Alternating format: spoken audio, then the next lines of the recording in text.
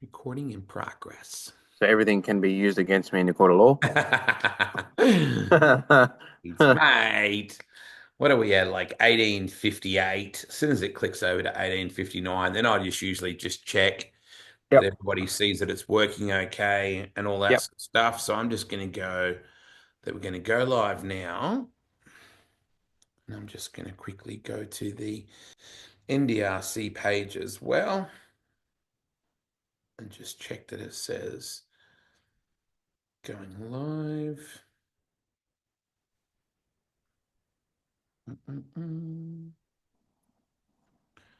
Yep. Live. Okay, that's good Oh, news. yep. So I'm going to bail out of that. And I'm going to share it on my page like you're sharing it to your Yep. page. Live. Oh, yeah. Share. Oh, share now. Is that Yep. correct? Yep. So I'm going to Share it on my hang page. in out. Share it to your page. You just got to turn that Hey, down. Lisa. How are You got to hanging out with Ronnie Palumbo. you? Is that working? Yep. Okay. So everyone's just watching while we just do this because we're very organized with this technology. If you'd seen where Mm. Ronnie was 10 minutes ago, he was literally upside down. Go Slammer team, drag racing team. All right, I'm just going to go share now, which means it's sharing on my page. hmm And I didn't get to see who was number one qualifier. Who came up first? Did you see who came up first? Oh, Jeremy Callahan, Lisa Gregorini. No way. That was quick. So we were talking before that you just want to make sure that audio is working. If someone wants to let me know 100% that we're good on the audio. Yep. That you only watched a bit of Perth and you saw poor old Jeremy get upside I, down. I literally only watched Jeremy's praying, and then I was too busy watching Pro Mods in the US, so that was it. Fair enough. So Yeah. the good news is I saw the Moits boys are already working on getting that hot rod ready for the bend. Fingers crossed. So Oh yeah, I was with Bill Perko from Moits over there, and the car was already repaired in his head. So yeah, yeah. they're good. The Moits boys are good.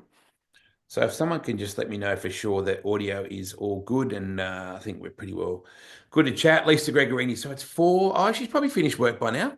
Yeah. Yep. So, yeah. She Literally, starts only early. Jeremy's praying, and then Oh, you got to turn me down. yeah, You got you're me? down. Yeah, sweet. So Ronnie Palumbo's watching. Oh my God, Ronnie Palumbo's watching. That's me. Jeez. How good. I was showing you before. Um, so one of my favorite Christmas presents I got this year was my son Connor found this at the Melbourne markets, the Flemington markets. Like, Yeah, how good. Already framed, already good to go. So yeah, so cool that he even thought to yeah. do that. So no one's saying no problem with the audio at the moment, I don't think. So I'm guessing that means that we're all good. Yeah, audio's all good. George Excellent. is watching. Thank you to Chris The fellas, Castiglione. Did I say that Daniel right? Watson, Ninja. Did I say Castiglione correctly, you think? I think so. Yeah, yeah, yeah. Hello to Awesome Kate with all of the live timing, which helps me enormously because without her live timing information that we get after every round, Nolt and I always go straight into the next room and I just stand there looking like, um, can I get that information? And she's just amazing at hmm providing that information. So big thanks to Kate. Hello, everybody. Welcome to the deep end. Hello, everyone. We're in the deep end, and where am I? I'm at a place where there's a barbecue and a porta tree. Where does that mean you are? There's a pizza oven, and that's that side. And there's a porta tree. I'm in my shed. I don't want to use the term WOG, but there's a pizza oven, a barbecue, and a porta tree. I'll get the salami out and the wine if you want. Now, the most important thing is that to know is on Sunday of Riverbend. hmm I need to check who this was, but I know that the Fabs are already booked into a hair metal concert in Adelaide Sunday night. So you better be there with a gold Christmas tree or Yep, Mrs. Fab will be filthy. no So problem. I've got to check in. Mary said it's Shotgun Mistress. Yeah, there we go. Anyway, so I know this is going on. So as you know, your car owners love their hair metal. which is ironic for Yep. you, Ronnie, because you're not a hair metal guy, are you? Not at all. You could have Zero. taken some time to say that. Not at all. You're an uns guy, right? Yep. No. Oh, look, I'm a bit of everything. As long as it sounds good. A bit of everything. I don't have a set genre. Do you tune out to anything at all on race day? Um, lately I have been, in particular Jamboree, just trying to get my mind right. But usually no. I'm talking, I'm jumping around, I'm just doing my thing.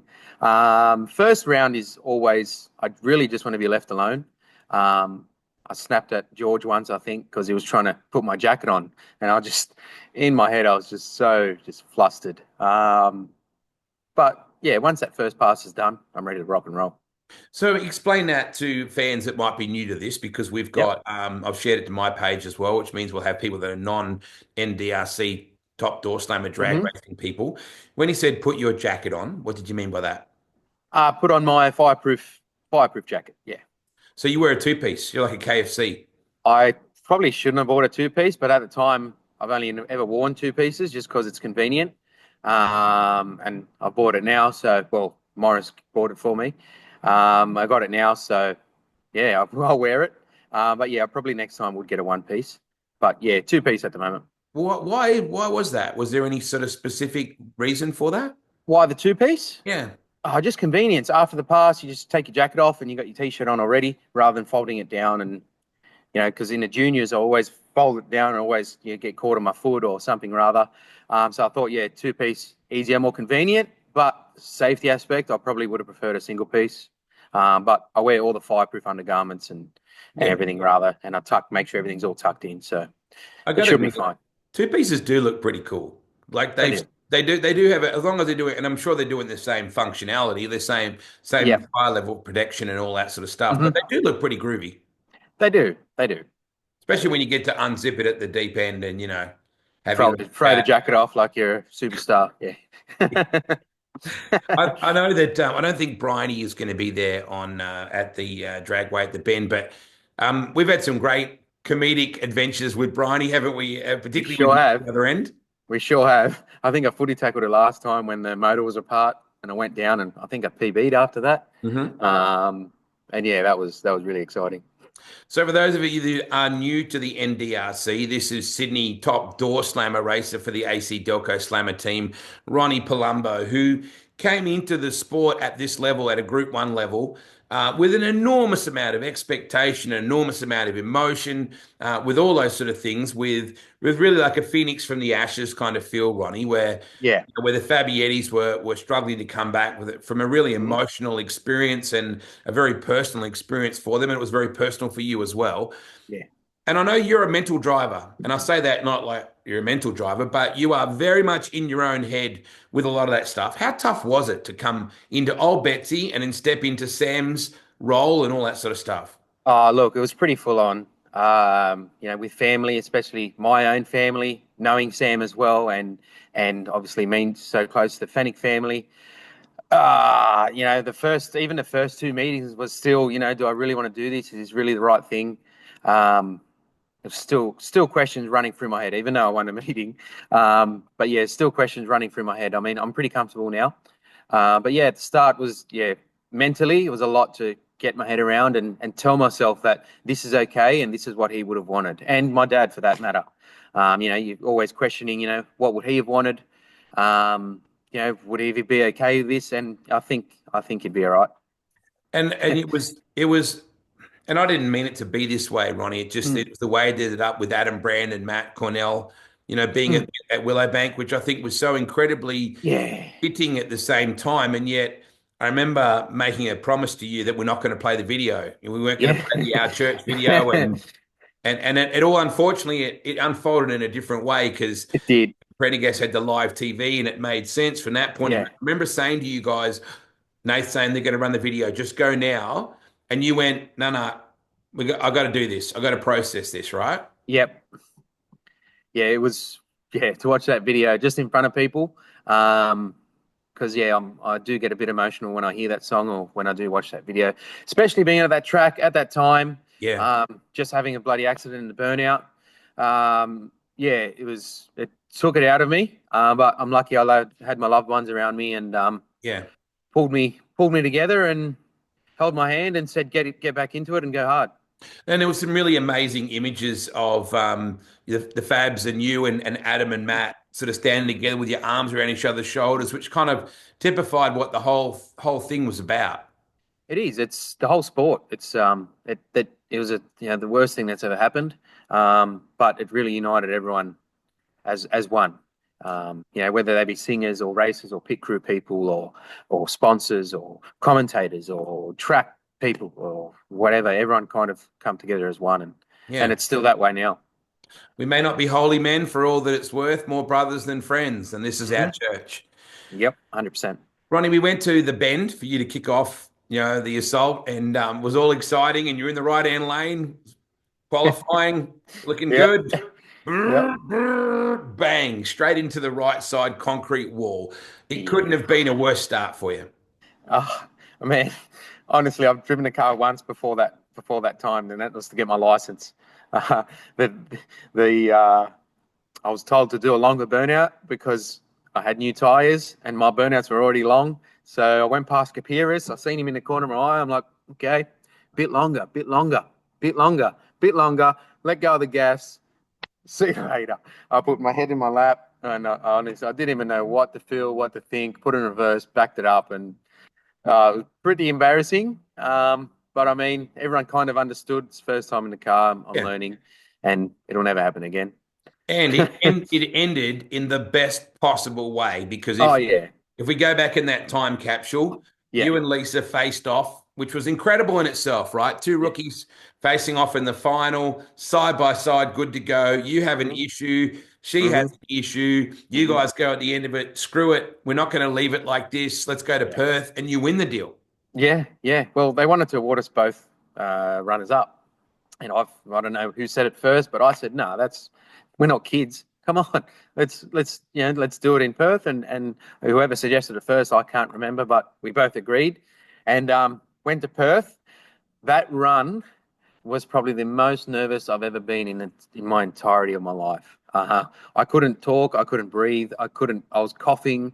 I was a wreck. And I completely missed the light, as Lisa knows. Lucky we had a little bit better tune up and I drove around her, but completely missed the light. I didn't even have the revs up on the launch. But we got the win in the end, and it was a sweet win, especially after everything that happened with Sam, and to come back first round and win it for him. It was really good. Now, you beat Lisa at home, which was brutal for Lisa because the crowd expectation would have been phenomenal for her to do that. But when we fast forward and we come back to the Bend for you back in November, same situation, and she takes you down this time. So it had this beautiful full circle deal. Yeah, 100%. Oh, look, I don't mind losing to Lisa. We've raced that many times together. I can't remember who's won more or less.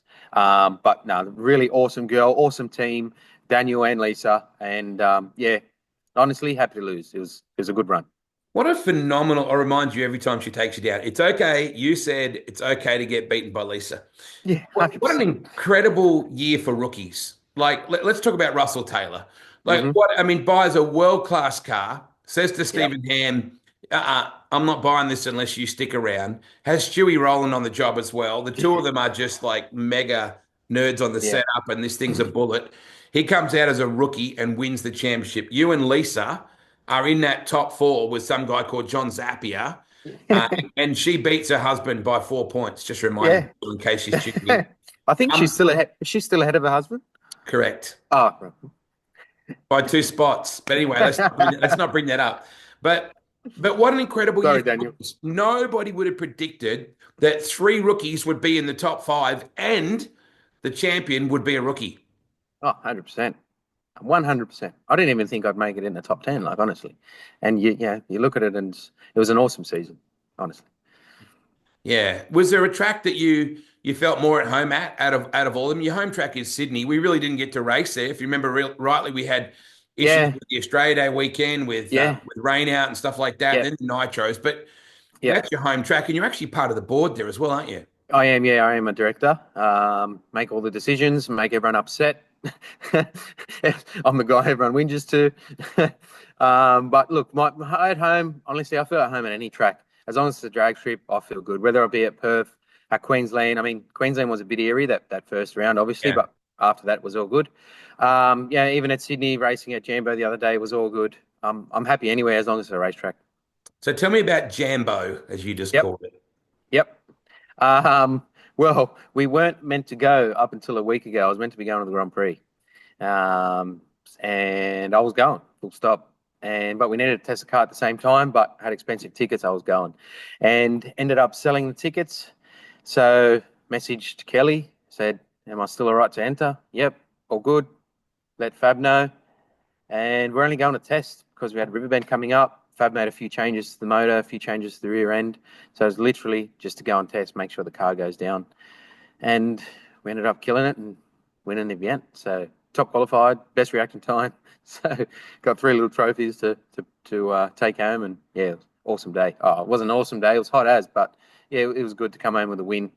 Yeah, 3 meetings in a row. We've made it to the final. So yeah. At what time of the night/morning did you take the win over your good mate Burnsy? Oh, I think it was maybe 12:30, 1 o'clock. 12:16 a.m., wasn't it? Yeah, yeah. We were tired. Honestly, we were over it. We were both hoping, let's just call it, because it was so hot. It was such a hot day, and we were both so tired. But they ended up going ahead with it, and yeah, we're both still sharp on a tree, and we both raced really well, and it was all worth it in the end.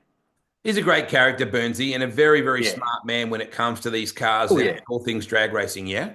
Yeah, he is. He is. He's the go-to guy, I think, in Australia, really, for these cars and these kinds of setups.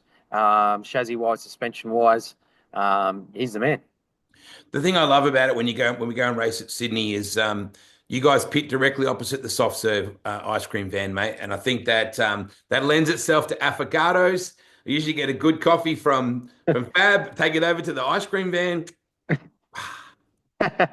He wasn't there at Jumbo. We had Asahi. You know Asahi? Oh yeah, yeah. We had Asahi. But yeah, he wasn't there on Jumbo. I'm not sure why. So at least it gives you some good confidence coming into the bend, which happens in Yeah. a couple of weekends' time. Yeah, yeah. I would have look, we would have probably went to the bend as is and maybe tested on the Thursday.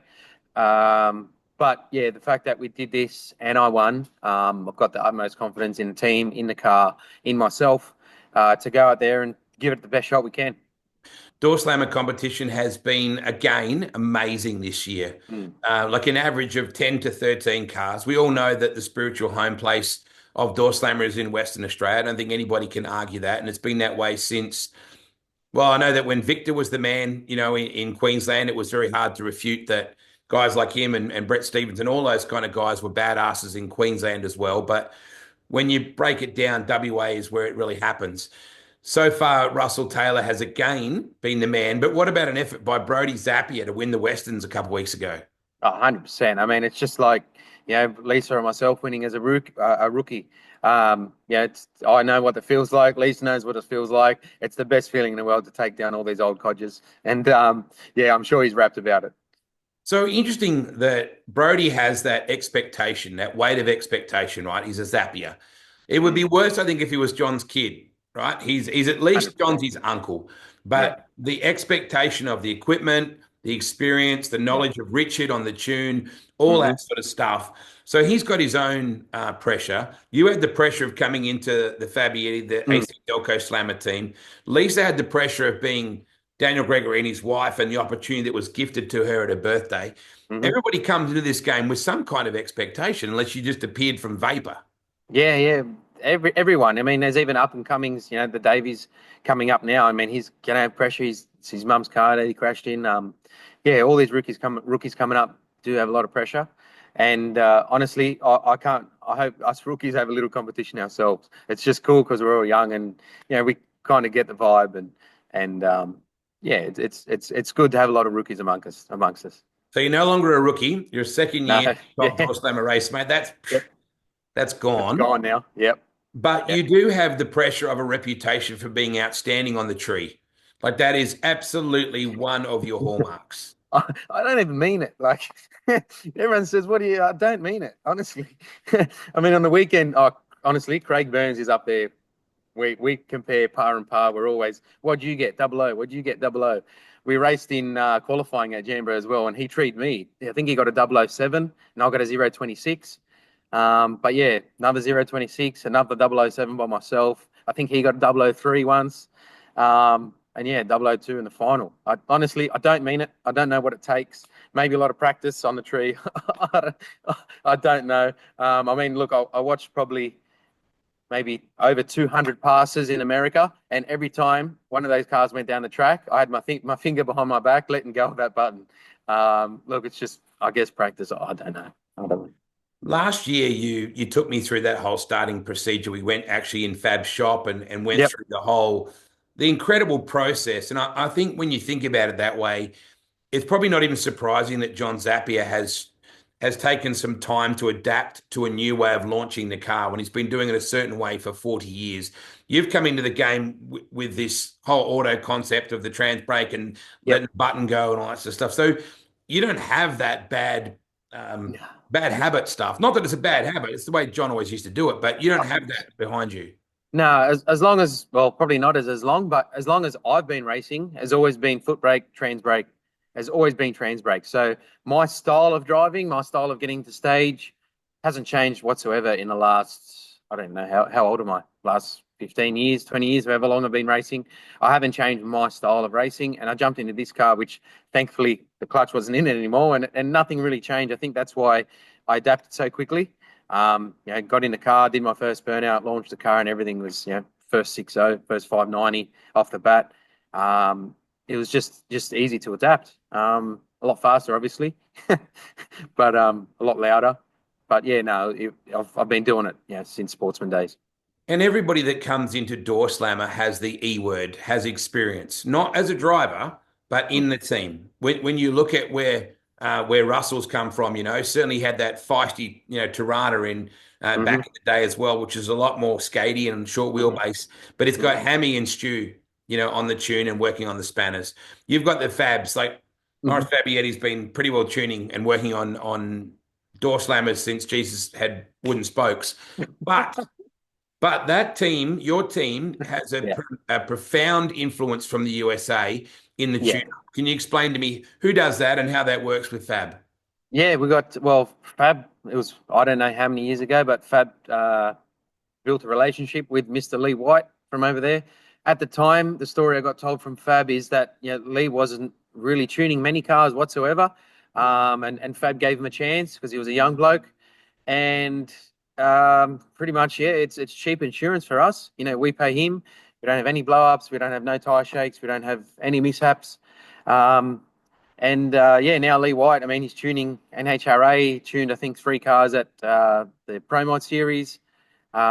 He's full on, and we got him on board, which we're really proud of. And yeah, he does an awesome job.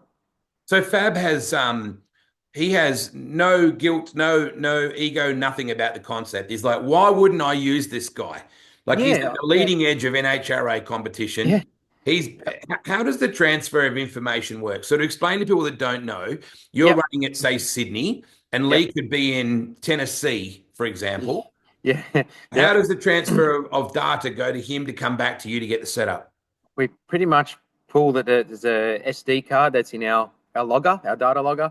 Pull that out, plug it into the computer, copy and paste it into an email, send it to him. He'll analyze that. He's got the same programs on his computer. He'll analyze it. He also has the same, so that's the data logger, which is the race pack. And then we have an MSD grid. So that's what controls the timing curve, how much power we take off. So from that, he'll send us over a map for the grid. We'll copy and paste it onto a USB and shove it into the car, and that's pretty much it. It's pretty faultless unless we don't have internet, which sometimes at the bend is a problem. Yeah. But yeah, it's a pretty cool idea. So it's very mathematical. Daniel Gregorini's just tuned in watching at the moment. I know that Daniel takes a lot of pride in the fact that he does the tune for both his and Lisa's car pretty well on the spot. He doesn't rely on doing that from a international perspective or interstate or wherever, but it's not the point. But I suppose with what Lee's doing, it's very mathematical. It's clinical. He's not blinded by, the sun looks like it's staying up a bit longer here. No. He's looking at the data on temperature, on water in the air, all that sort of stuff, and going, this is the formula. Yeah, that's all he sees. He doesn't see a video of the run, although sometimes we have sent it to him after the fact. But we honestly, he does not see anything at all other than the data, and he tunes it just like that, which is pretty incredible. Yeah, absolutely. Obviously, I noticed that you've got the tree in the background. Hmm. How does that work, and how often do you practice? I've had the tree since sportsman days, but I've always had a tree even in the junior days, just a little one. How's it work? It connects up to a little computer, run the lead out to the big tree, and you can program it to randomly flash, double bulb you. It does it all by itself randomly to try and throw you off guard. And I brought a little PlayStation simulator. I hooked up my trans brake button to a steering wheel, and I'll sit there. I try and do it every night for at least 10, 15 minutes. But look, sometimes I'm too busy. Yeah, at least minimum 3 times a week, I'll sit there for maybe 10 minutes, 15 minutes, and just sit there and put the TV on and just boom, boom, boom, boom, boom, time after time. Um, you know, Ronaldo, the soccer player, or you look at golfers, or you look at Formula One drivers, they all practice somehow, and this is the only way we get to practice is sitting on a tree. So, did you watch any of the Grand Prix? Yeah, yeah, yeah, yeah. Did you notice The old only, mate with the tennis balls? yeah, Did you notice that? He was yeah, just doing the dropping and just yeah, catching it. And I yeah. guess it all just comes to hand to eye, right? That's something I want to try actually is something to do with coordination just to see if it does improve my reflexes or my reaction. I don't know. But yeah, definitely improve reflexes. I can't even imagine that I've ever seen Fab with a tennis ball. Hmm. We'll have to talk about that one. So you went across to the States, spent a bit of Yep. time over there. What Yep. was the process for? Where did you go? What did you do? Literally just went to Florida and Texas. Um, there was 3 events, well, 2 events on. I originally only went for 2 weeks, which was Radial versus the World, which is the biggest radial event in the US. And I went to the World Series of Pro Mod, which is the biggest pro mod series in the US. And it was maybe the week before, a couple of days before I was meant to go home. I'm looking on Facebook, Gainesville. Where's that at? Looked it up. An hour and a half drive. Okay. Sent an email to work. Sorry. Uh, won't be attending next week. Changed my flights, hired a car, and yeah, went there pretty much by myself. And NHRA, I mean, the other 2 events were unbelievable. To see that many pro mods at one place was fanatical, and the track prep and the people. But to see NHRA in person was absolutely mind-boggling. Everyone has to do it. If you're into racing, drag racing, you have to go. Absolutely phenomenal. It's like the Hollywood. These drivers are celebrities, and it's their test day was as big as our national event, our biggest national event. It's just unbelievable. And Yeah, yeah, population made does a friends, population made does a friends, lot spoke for to people. that. It's good Oh when you yeah, have 300 population. million people. That's definitely what contributes to that. And Yeah, that 100%. and it's the same in generally any form of motorsport. America generally has that incredible culture that's built around it. You know, the merch trailers, you think, oh wow, there's the race hauler, but no, that's one of three, merch trailers for John Ford Yeah, Racing and yeah, all that sort of stuff. So yeah. there They're was all a big rain intertwined. delay, They're all wasn't there, at connected. the Gators? Wasn't there a big rain delay in Florida? Yeah, I think it rained Friday afternoon. Then it rained. Saturday was rained out, so I was pretty bummed. I thought, oh, well, that's it. And then Sunday, yeah, they pulled a rabbit out of the hat, stopped raining, and got the meeting done and dusted. But yeah, awesome event. Met some awesome people, awesome friends. So yeah, can't wait to go back. Is there much interest in what Australia's doing? To be honest, not really. Not really. I feel the promo guys, do watch. But honestly, the only person that knew the AC Delco car was probably the Tuckers and Cam Stanley. The rest are, oh, who, how, why, and you show them and they understand. But yeah, honestly, not really. So what do you take from that? Did you see anything, in competition or the way things were done or things like that, or what other drivers are doing at the tree or anything where you went, that's Yeah, interesting? everything, everything. I stage differently now. I come into the stage beams differently. The track prep, bring that back to Sydney Dragway to explain to them how they do their track prep. Even their hospitality, they have hospitality in their pits, which helps pay for their racing thing. I mean, why can't we do that here? It's possible. Get enough people together. It doesn't have to be as big, but it can happen. Yeah, just my mind since I got back hasn't stopped. doing tumble turns and thinking of ideas of how, when, and why, and what we can do better, and how I can make myself better, and yeah, yeah, it was unreal. Since the first round at the Bend in November, we've had several rounds in Perth where we were talking before that Mm. Russell Taylor really has been dominant. Brody went to in the Golden States, actually went to the A final and lost to Russell there, but then came back and did a fantastic job to get the win over in Perth just recently for the Western. So you've missed a few rounds. The championship is out the window for you. Does that Pretty change your mindset as to how you'll go about the remaining ones? It does. It does. You know, I like to say it doesn't, but you know, of course it does. When you're not chasing that number one spot, it kind of relaxes you a bit. You know, Yeah. it's not like I'm going to go and not win. I'm going to try and disrupt this champ as much as I can and bring home as many gold trophies as I can. So it doesn't affect that way, but you're a bit more relaxed going into it. That's pretty much all. You know what I mean? You're not chasing that number one spot. Doorslammer competition. Burnsy's watching. Hello, Craig Burns. Good to see you tuned in. Hey, matey. We were just talking about him a little bit earlier. It was all bad, Burnsy. I promise you. Don't worry about that. Double O two, Burnsy, double O two. Oh, wow. The trash talk has started already. Why do we have a minimum of 8 to 13, door slammers every time we go competition wise? Why is it such a, it's not a cheap class, but comparatively, certainly to funny car and fuel, it's going to be more affordable. But what is it about the package? I think it's just, you know, that the door car feel, you know, it's a step up from sportsman. Everyone can relate to the cars and everyone kind of wants to be in these cars. You know, you look in America, man, there was 80 pro mods at one event and they're all invite only. Plus there's more. You know, everyone wants to be in these cars. Everyone looks at these cars, can relate to these cars. I think that's why it's so popular. And hopefully it keeps growing, honestly. And isn't that funny that you say that because you say that people relate to the cars, and yet none of the bodywork that we see on any of those cars you'll find on the street in Yeah, Australia. I got a Holden badge at the front of mine. That's it. It's Nice a genuine try. Holden badge. Nice try. But you know what I'm saying? Like Yeah, I get it.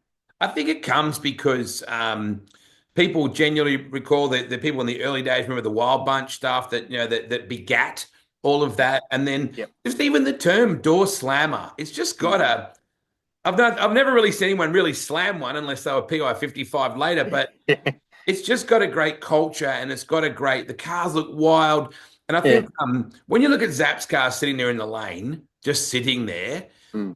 And I've always said that the two most famous, I think, West Australian motor racing vehicles over 100 years Mm. were the Ricciardello Alfa Romeo sports sedan and Zap's Rat. It just looks mean sitting there. It's just got an incredible feel about it. But now that we have these new drivers, mate, that with the veterans like Zap and PK and guys like that, it's now got a new flavor to it. Yeah, it spices it up, makes it more exciting for the crowd, I think. Look, there's a few things I think that would make it even more exciting, but I'll probably keep that to myself. But it really brings the crowd, you know, young kids in the crowd probably wouldn't even know who, you know, Zapier is but, you know, they'll relate to someone like, you know, Brody or myself or Lisa because we're younger and, yeah, we get in amongst the crowd and we mingle with them and we talk to them and it makes them excited, which makes us excited. So yeah, yeah. How I much think chat that do you have with Morris on the radio? You know, from the time you roll out to when the time you finish at the end. honestly, very little, very little. He doesn't have to, but he tells me to put it in top gear for the burnout. I just told him just keep it traditional. Just keep, don't change it up. Other than that, he doesn't speak to me at all. He'll tell me what I ran at the end, or if I won or not. Which I can sometimes I don't really hear him at all because it's staticky and it's loud, and I'm trying to control the car. But I'm only listening to our, I'd say, crew chief, Dwayne. He backs me up. He tells me left, right, tells me where to stop, and tells me, you know, to go forward as well and left and right. So he's the only guy I really listen to. I don't talk back to any of them. Yeah, after the burnout, I just say yes, okay, so they can understand I can hear them. That's pretty much it. Yeah, we don't have conversations and talk about our weekends or anything like that. Merch is such an important part of, budgets and assisting with that sort of stuff. And whenever you're at the bend, I know that Fab always parks you guys off to the left-hand side right at the very front there. Yeah. When I think about you running in Sydney, you're always right at that very front lane there. up until recently. Zap was the same on the other right-hand side of the bend as well. Mhm. So they're catching the folks as they're coming through. You have a very busy pit. Like drag racing is very open. Yeah. How do you and the team shut off from that constant movement of people? The team do, because Morris can go inside his trailer. The boys working on the motor, they kind of get left alone. But yeah, it does get to me a little bit, I must admit, because you just don't run. I want to talk to Fab about the data, Yep. or you just want 5 minutes to yourself just to woosah and eat or do something, and it's always, oh, come to the front, come to the front, come to the front. Look, but at the same time, I love it. I love meeting new people. I love meeting the young kids. Signing autographs. But it's a full-time gig. I can't do anything else when I'm there. I can't run off and do anything else because you got to be there. You walk away for 1 second and someone wants an autograph or someone wants to meet you. But yeah, look, I love meeting the people and gaining more followers for the AC Delco Slammer.